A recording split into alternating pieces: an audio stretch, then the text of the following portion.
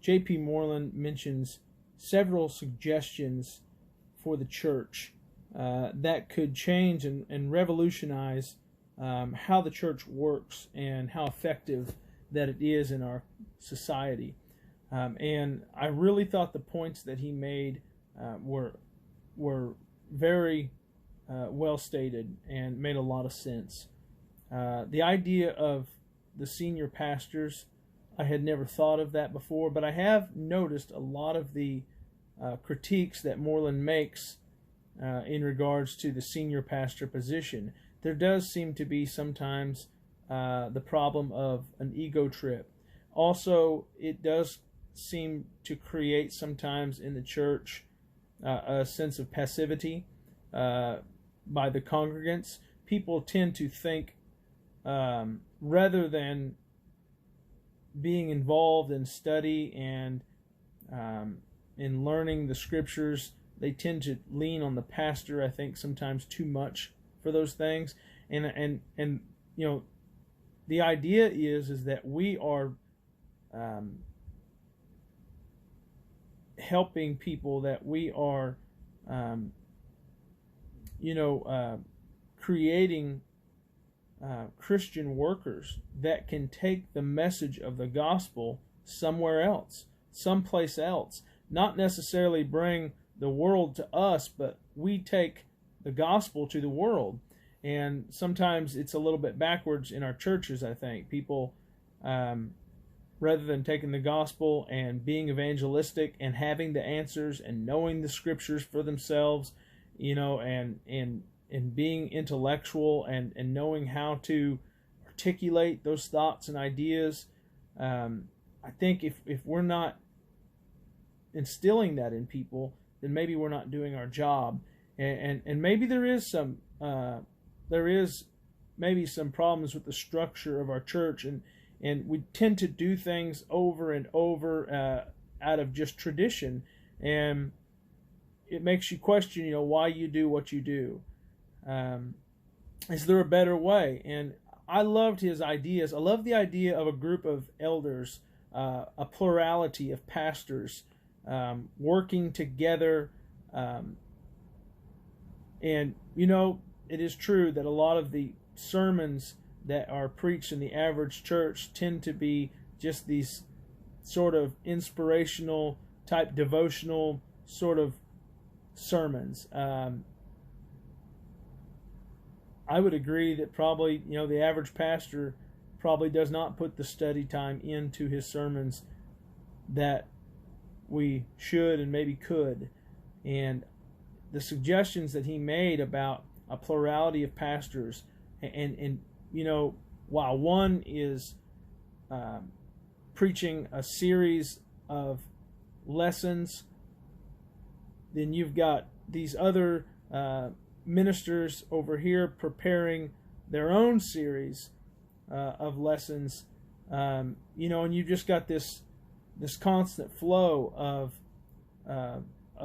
sermon material that is deep and robust, just engaging. And the idea of his ideas of incorporating the congregation more into the sermon, and not just standing up there talking, but they have, handing out commentaries, and giving the people homework to do, and preparing for the message in advance.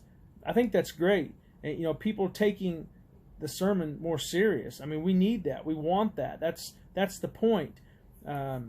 If people aren't learning, and they're not growing. And so I love his ideas of plurality of pastors, and just the effort to create more deep and more intellectual types of sermons, raising the bar for the pastors and the congregation. And he mentioned several other ideas. One, he talks about taking people, and he mentions he doesn't like to use the word lay preachers or lay people, but he talks about educating those people, and helping if someone wants to be involved in a ministry, if somebody wants to take part in the congregation, training those people, educating those people, and doing it in a very serious and deep sort of way. Not this kind of weekend, this little weekend seminar sort of thing, but he talks about training people, sometimes even for years, to take on roles of ministry in the congregation, like family counselors, and doing some training some people for apologist work and stuff in the church. And I really like those ideas. I like the idea of the church being something big, something that is working as it should and producing something. Sometimes it's almost like the church is just sort of like a place to be entertained and to be to occupy yourself, to amuse yourself, or to be lifted up, and rather than creating soldiers for Christ. And I think that's what we're called to do. And so, anyway, not to go on too long here, but he mentions creating like a library in the church, and encouraging people to get engaged, to get involved, and to do their own personal study and research, and to learn new things, and to just to teaching them the value of the mind. And I think that is important, and I think resources like that would make a difference, and would really increase the quality of the type of Christians that come out of our churches.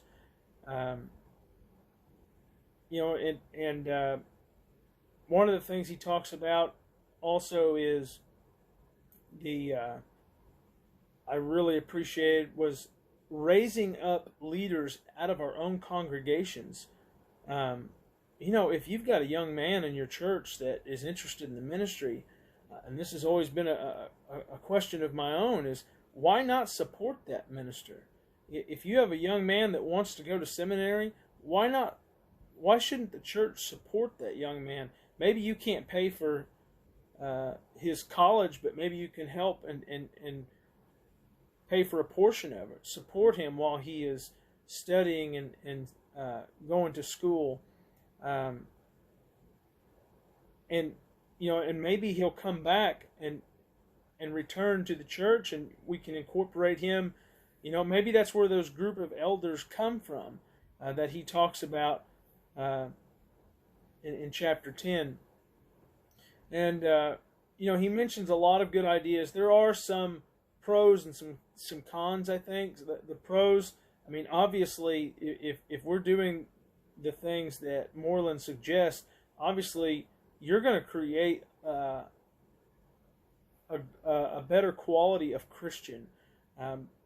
I think that you're going to up the bar, raise the bar, and I think everybody's going to be working at a much better quality than what we see in the churches today. The cons are, I think, that these sorts of things could be expensive, and that may be a concern to some people in some situations. That may not be as easy as it might in others. Also, could create some politics in the church, could cause some division, but that doesn't necessarily mean that it, that it still shouldn't happen. Sometimes, some of the best things in life, they don't always come easy. And so I thought that he had some really good ideas, whether they're biblical or not. I feel like that he gave adequate scripture references for a lot of his ideas and suggestions.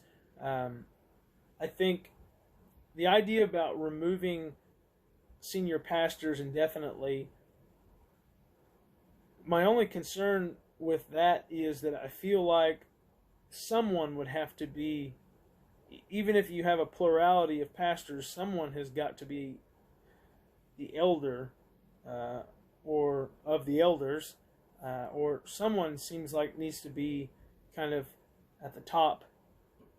But that's a subject that I feel like I'd like to ponder and I'd like to think about more. But I feel like it would all be biblical. I don't feel like there would be anything compromising in that. But I really enjoyed all of Moreland's the content of his book, and I feel like the church definitely is in a position, a place at this time that we really do need to make some changes, and we do need to be thinking about these sorts of things. And I hope that I've addressed all of the questions appropriately, and thank you, and God bless you.